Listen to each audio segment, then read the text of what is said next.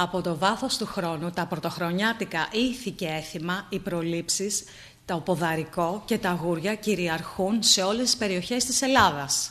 Όπως την παραμονή των Χριστουγέννων, έτσι και την παραμονή της Πρωτοχρονιάς, μεγάλοι και παιδιά γύριζαν από σπίτι σε σπίτι με ένα κλαδί κρανιάς, χτυπούσαν τον νοικοκύρη και τους οικείους τους στην πλάτη και έλεγαν ένα πολύ ωραίο τραγούδι. «Γερό κορμί, γερό σταυρί, σαν ασήμι, σαν κρανιά και του χρόνου να είστε όλοι καλά». Έπειτα οι νοικοκυρίες τους φιλοδορούσαν με γλυκίσματα, με φρούτα και πολλές φορές με νομίσματα.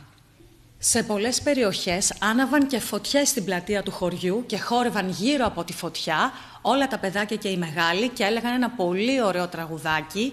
«Καλημέρα κι Άι Βασίλης», με τον πέρναρο στα χέρια, με το διάφορο στο σπίτι, όσα φύλλα και κλαριά, τόσα αγρόσια και φλουριά. Στο παράθυρο κοιτάμε,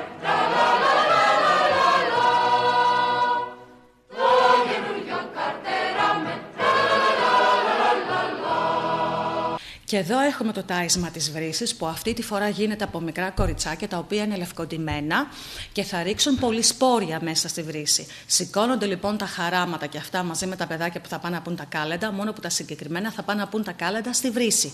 Παίρνουν πολυσπόρια μαζί τους και όταν φτάσουν εκεί τραγουδούν διάφορα ευχετικά τραγούδια, ρίχνουν τα πολυσπόρια μέσα στην πηγή του χωριού και μετά αφού βάλουν νερό ρίχνουν μέσα στη στάμνα μία πέτρα και νομίσματα. Φυσικά στο δρόμο και εδώ δεν πρέπει να μιλήσουν και όταν φτάσουν στο σπίτι, αφού ανοίξουν την πόρτα θα ρίξουν μέσα τα νομίσματα, τα οποία εκείνη τη στιγμή θα πούν όπως τρέχουν τα νομίσματα έτσι να τρέχει και η αυθονία σε αυτό το σπίτι και την πέτρα θα την τοποθετήσουν πάνω στο τραπέζι που πάλι εδώ θα πούν ότι όπως είναι γερή η πέτρα έτσι να είναι γερή και όλοι οι κάτοικοι αυτού του σπιτιού.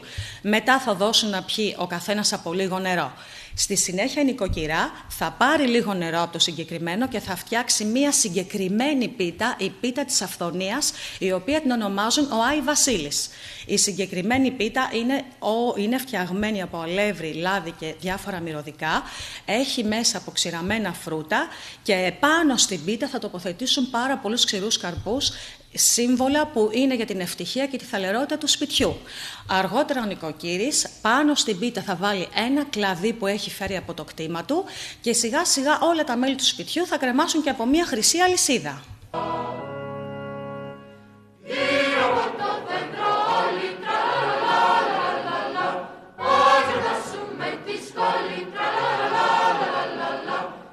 Το ειδικό παρασκεύασμα όμως που στολίζει το τραπέζι είναι η βασιλόπιτα. Εδώ έχει μια συγκεκριμένη ερωτελεστία. Αφού η νοικοκυρά ζυμώσει τη βασιλόπιτα, θα πάρει ένα πυρούνι και θα κάνει ένα σταυρό στο κέντρο της βασιλόπιτας, τσιμπιστό, έτσι ώστε να μην μιλάνε οι εχθροί. Μετά θα πάρει τη δαχτυλίθρα, την οποία πάλι θα κλειδώσει, θα κάνει τα διάφορα σχέδιά της και με ένα κλειδί θα κλειδώσει το στόμα των εχθρών. Μέσα στην πίτα έβαζε άχυρο για καλή σοδιά και για το τσίπουρο και το κρασί ένα κομματάκι κλιματόβεργας.